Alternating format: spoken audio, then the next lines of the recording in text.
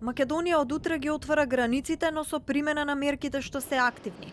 При влез во земјава задолжително е да се приложи валиден негативен ПСР тест не постар од 72 часа. Останува мерката за подпишување изјава за задолжителна самоизолација од 14 дена.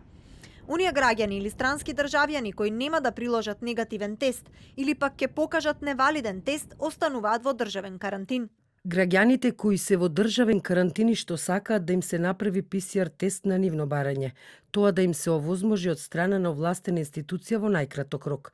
Оние граѓани на кои направениот ПСР тест е негативен потпишуваат изјава за задолжителна самоизолација во трајање од 14 дена, во кои се пресметани и деновите поминати во државен карантин и го напуштаат државниот карантин и заминуваат во задолжителна самоизолација на адресата определена во дадената изјава.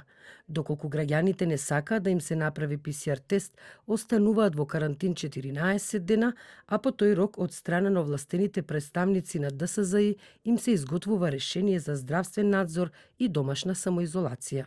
Од утре ќе има и непречен транзит на странски државјани низ земјава преку сите гранични премини. Сепак останува мерката да ја напуштат земјава во рок од 5 часа без да се излегува од соодветниот автопат.